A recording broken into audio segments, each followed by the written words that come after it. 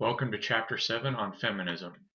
For our first slide here, you can see some of the basic attributes of feminism, like nationalism and some of the other ideologies we'll look at in this course. Feminism is a well-established ideology, and like some of these others, the key thing to remember is that it has core values and beliefs. Like people that would say that they're a feminist or ascribe to feminism, there should be some level of core beliefs and values that they all share, find in common.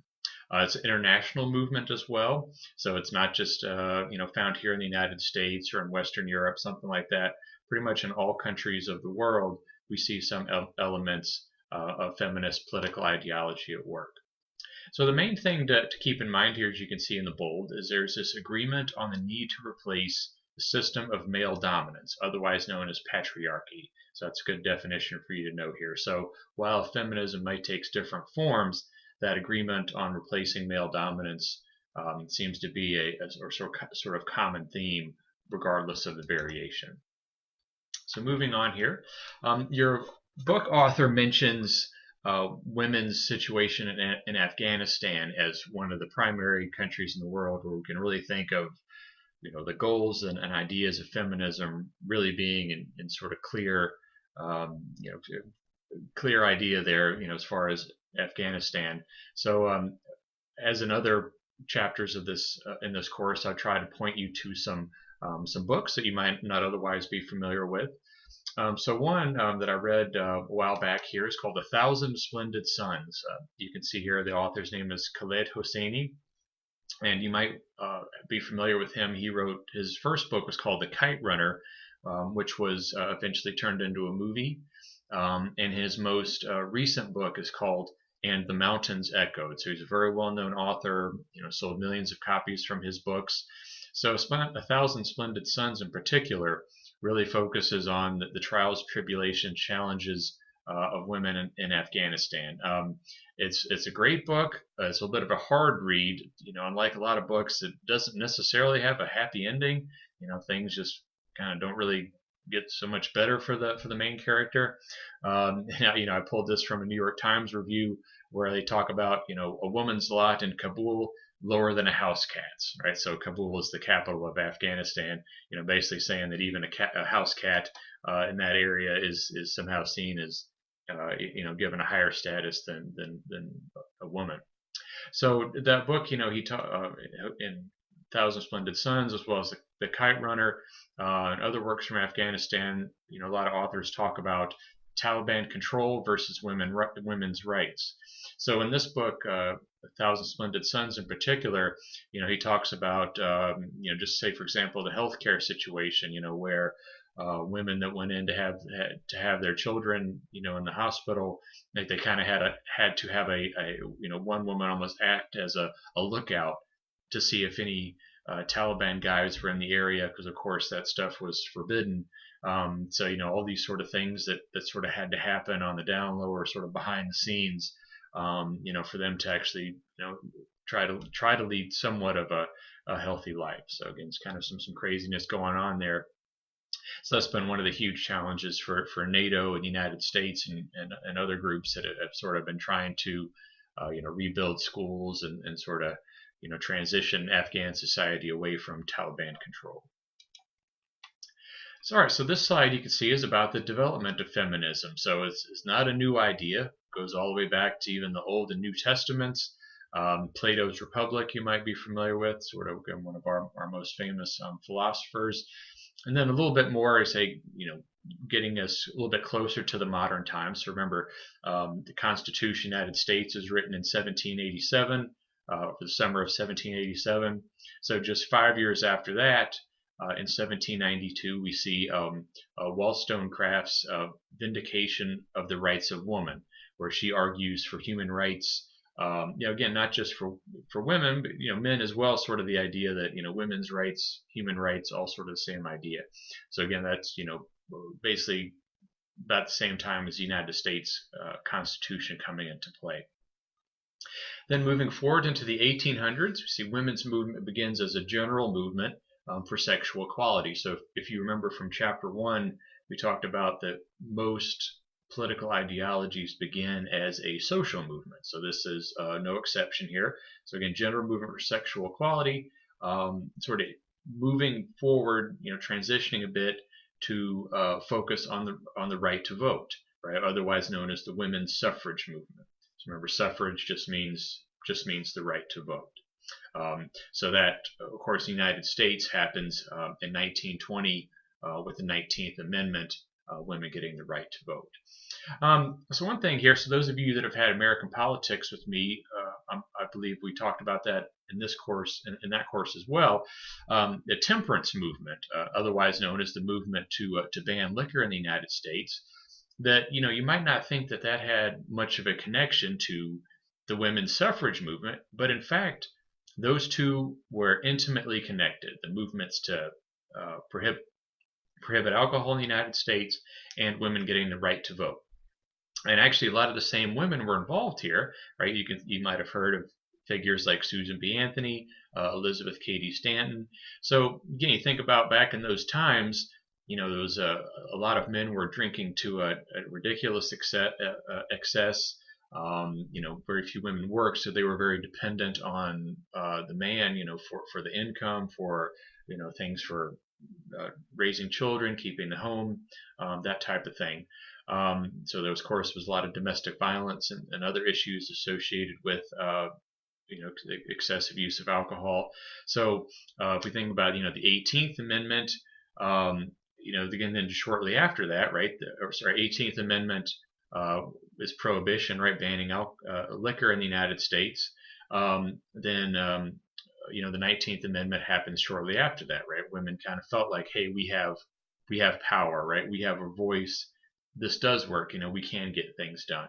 So if you click on this link here in your in the PDFs on Blackboard, you'll see this video come up here from PBS. I strongly recommend watching the whole thing. It's very interesting. It's called Prohibition. So you might have heard of this guy, Ken Burns. He did a great series on the Civil War. He has a recent one about the Roosevelts. He did one on baseball. Did a lot of just great, series on PBS. So if you click on that in your PDF, this video will come up. So again, this is just one piece where it's called A Nation of Drunkards. So it talks about like just the incredible amounts that men were drinking and just sort of different problems with society. All these different things were happening. So again, I'd strongly point you to that one. All right. So continuing here again, so we have Susan B. Anthony, right? So you think about, has had her own dollar coin in our history. So this is also related to the development of feminism. So this is a great quote here from your textbook, and I've included it here as well, where she says, again, thinking about how women were treated at that time, you have trampled underfoot every vital principle of our government. My natural rights, my civil rights, my political rights are all alike ignored. Robbed of the fundamental privilege of citizenship, I am degraded from the status of a citizen to that of a subject. So again, saying sort of like, well, unless, when women don't have the right to vote, that they are obviously treated as second-class citizens and therefore treated like they were inferior. So in the middle part here, again, hopefully you remember from American politics, the natural rights, we think about God-given rights, or rights that everyone should have, every human being should have at birth. Think about those, like say from John Locke, life, liberty, property, and then Jefferson's changed that around to life, liberty, and then this pursuit of happiness. So again, very, very powerful statement, I think, here by Susan B. Anthony, speaking of the development of feminism, right? So you can see how that movement really started, trying to gain, really gain steam, and getting the right to vote was really seen as sort of the, kind of had an end goal, right? To get that right to vote, because they figured, well, once that happened, then they could try to address other problems in society, particularly those that affected women through their newfound right to vote.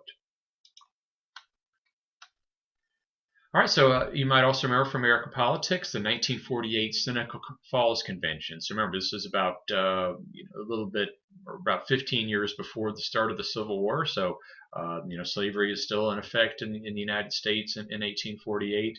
So this was a convention at this place in New York where a large number of women got together to discuss the social, civil, and religious conditions and rights of women. So, sort of similar to some kind of like, United Nations doesn't exist for about 100 years after this. Right? So the UN starts in 1945. But out of that Seneca Falls Convention, they had a Declaration of Sentiments. Kind of the idea of like, well, what are women upset about, right? Sort of like we've seen in the modern civil rights movement. What are some things that, if women could change aspects of our society, what would be some things that they would look at? So they bring up the idea of unjust laws. So it says they are therefore of no force or authority, and they're calling for civil disobedience, right? So civil disobedience can take many forms. So that's when we think of when you find something unjust, like an unjust law or policy, something like the Greensboro Four, the sit-in at the Woolworths, for example, could be an example of civil disobedience. These sort of nonviolent protests, that type of thing. It could be a letter writing campaign, any other sort of protests like that. So related to some other thinkers, say for example St. Augustine or Dr. King. So Dr. King, you might remember his this famous line from his letter from a Birmingham jail, where he says, "An unjust law is no law at all." Basically, just saying, just because the government creates a law doesn't mean that it's just, or doesn't mean that it's morally correct, or or just okay. So, for example, separate but equal. That was the law of the land for a long time here in the United States. That where it was legally mandated or legally acceptable for blacks and whites to go to separate schools or to stay in separate hotels, that type of thing, right? So again, just because law is made, it doesn't mean that it's just.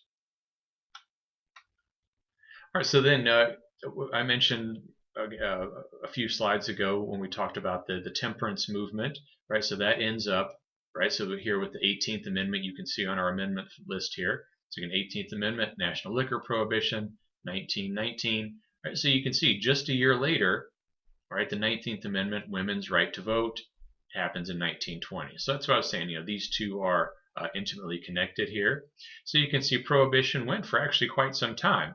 So liquor is prohibited in 1919, but then that's repealed here in 1933. Right, so the 21st Amendment basically cancels out the 18th Amendment. So if you look at this whole list, again, first 10 of the Bill of Rights, and then we've had 17 amendments since then. But because the 18th and 21st cancel each other out, a lot of people would say we really just have 25 amendments. Because two of those, really don't do anything since they cancel each other out, right? But like, so again, this chapter is about feminism, feminist political ideology, women getting the right to vote. But you can see more generally that a lot of these 17 amendments after the Bill of Rights are all about the expansion of citizenship rights. Where slavery is prohibited, the 13th. Everyone, say, if you're born here, is supposed to have citizenship, right? Equal protection under the law with the 14th Amendment. African American males get the right to vote with the 15th Amendment.